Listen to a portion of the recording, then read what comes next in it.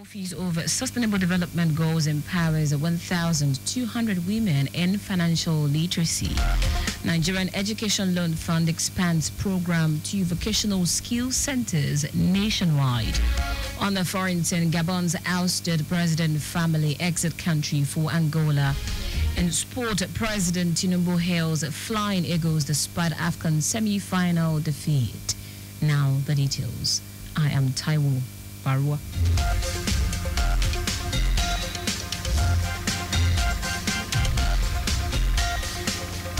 The Lagos State government, through the Office of Sustainable Development Goals, has empowered 1,200 women across 5 divisions of the state in financial literacy training.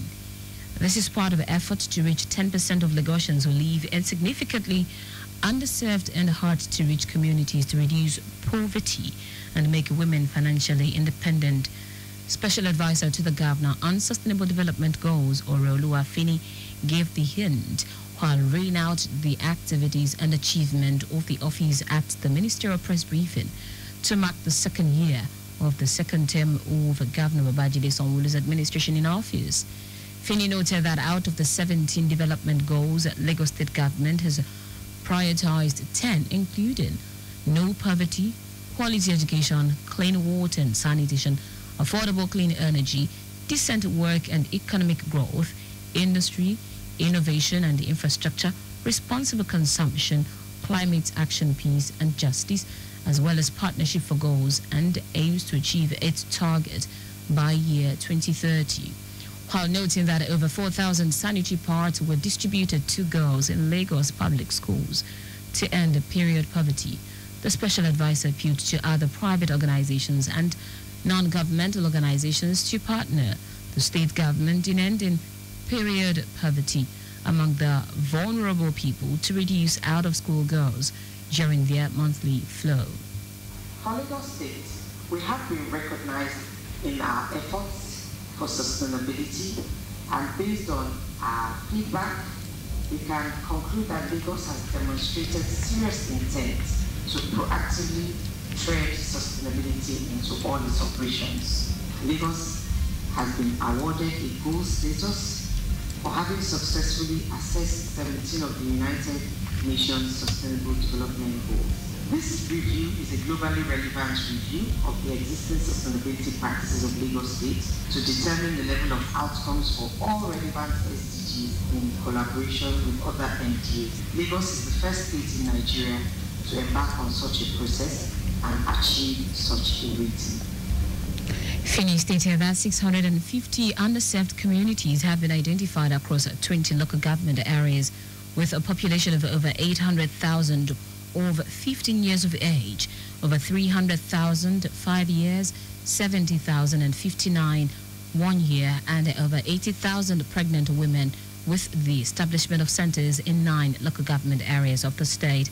Our correspondent Adiola Kindele reports that the special advisor said the state is striving towards being a model for development in Africa, leveraging collaboration with international partners with robust values and evaluations, enhancing the quality of living of Lagosians with key focus on the vulnerable segment. In a bid to strengthen awareness and participation in Christian pilgrimage, the Lagos State Christian Pilgrims Welfare Board, CPWB, has paid a courtesy visit to the Ministry of Local Government, Chieftaincy Affairs and Rural Development to seek collaboration in promoting pilgrimage services among stakeholders. Leading the delegation, Secretary of the Board, Belabo Kudero, expressed the CPWB's desire to engage directly with local government and local council development area chairman through the regular monthly meetings facilitated by the ministry. Okudero proposed a sensitization session for staff of the ministry who may be interested in participating in upcoming pilgrimage opportunities, stressing that many public servants may not be fully informed about the spiritual, emotional and organizational benefit of the well-structured pilgrimage services. He also encouraged members of staff to act as informal ambassadors by sharing information within their faith communities, assuring the board's readiness to honor invitations to churches and fellowships for further sensitization. In her response, the Permanent Secretary in the Ministry, Taiwo Baruwa, reaffirmed the Ministry's commitment to interagency collaboration that aligns with the broader objectives of the Lagos State government. Meanwhile, the third flight conveying Lagos pilgrims for the 2025 Holy Pilgrimage has landed safely in Saudi Arabia. The flight with 386 intending pilgrims touched down at the King Abdulaziz International Airport in Medina on Thursday. Out of the passengers, 291 were from Lagos, comprising 143 males and 148 females, while the remaining were pilgrims from Osun State. So far, Lagos State has successfully airlifted 1,062 of its 1,432 registered pilgrims for this year's Hajj. The remaining 372 are expected to be airlifted by Saturday, May 17. Prior to the flight's departure, the Lagos State Commissioner for Home Affairs and Amir Ul-Hajj Ibrahim Layodi addressed the pilgrims, reassuring them of the welfare packages promised by the Sanwo-Olu administration, including payment of hadiyah, that's sacrificial rams, monetized Ihram clothing, and transportation for ziyarah visits to historical Islamic sites. In line with the scheduled maintenance work on Marine Bridge by the Federal Ministry of Works, the Lagos State government has released a traffic management plan, which will commence on Sunday, 18th of May to Sunday, 8th of June.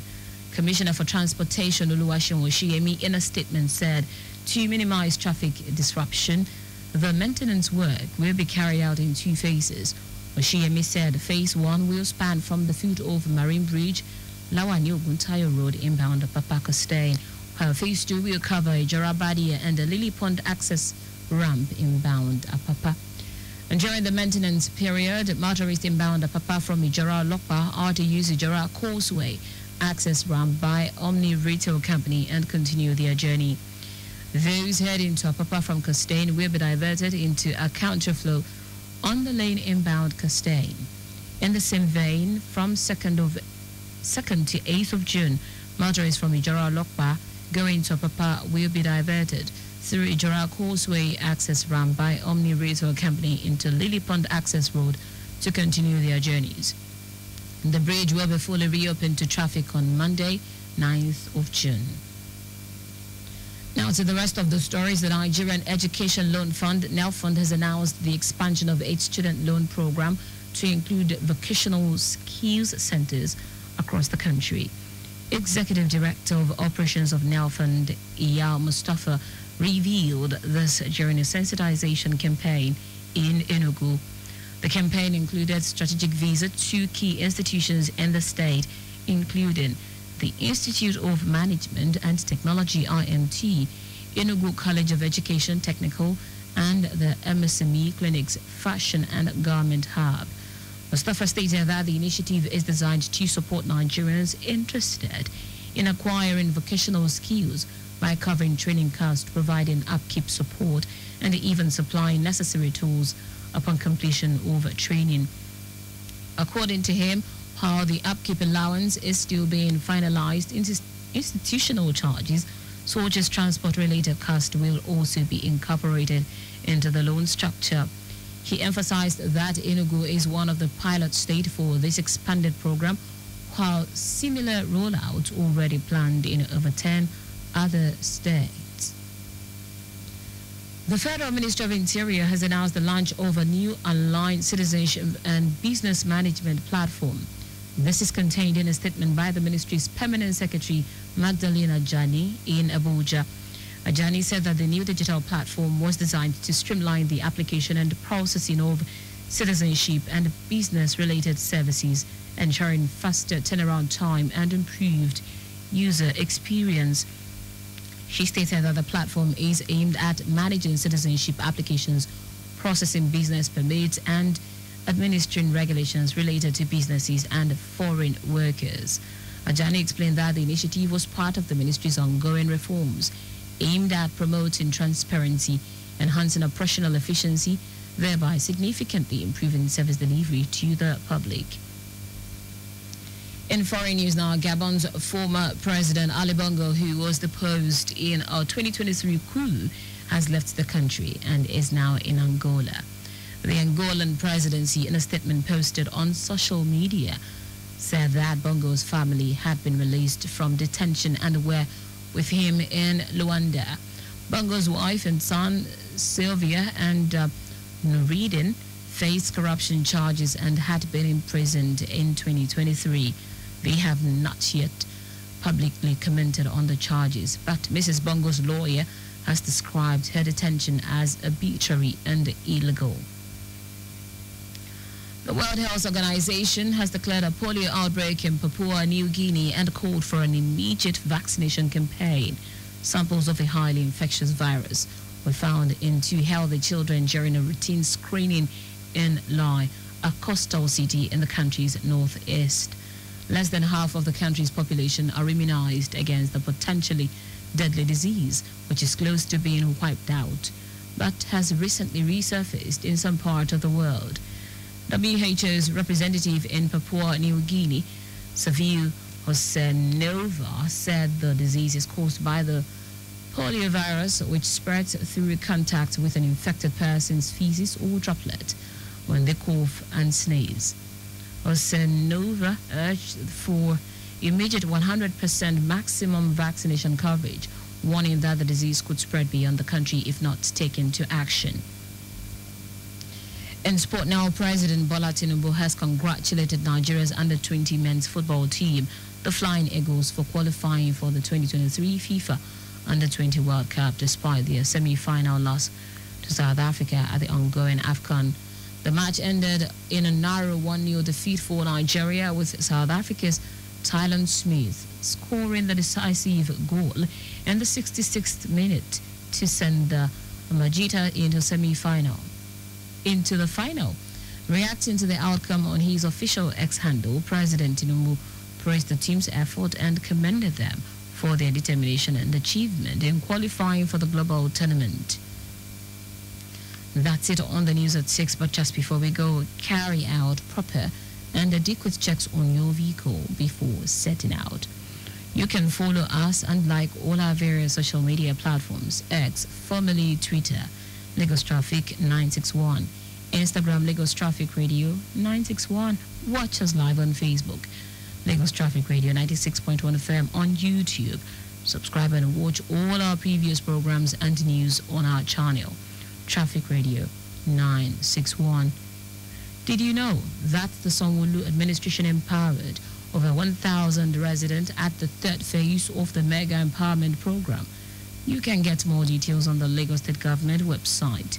To end the news, here are the highlights of the major stories. The Lagos State Government, through the Office of Sustainable Development Goals, has empowered 1,200 women across 5 divisions of the state in financial literacy training.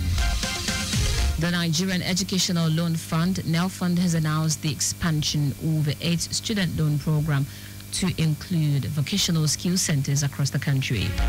We also told you that Angolan authorities have announced that Gabon's former president, Ali Bongo, who was deposed in a 2023 coup, has left the country and is now in Angola. Finally, in sport, President Bola Tinubu has congratulated Nigeria's under-20 men's football team, the Flying Eagles, for qualifying for the 2025 FIFA Under-20 World Cup despite their semi-final loss to South Africa at the ongoing AFCON.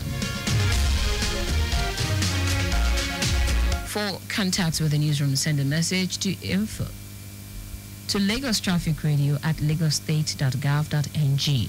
That ends the news broadcast compiled by Adirayo Idowolaya. I am Taiwo Baruwa. Thank you for listening. Good evening.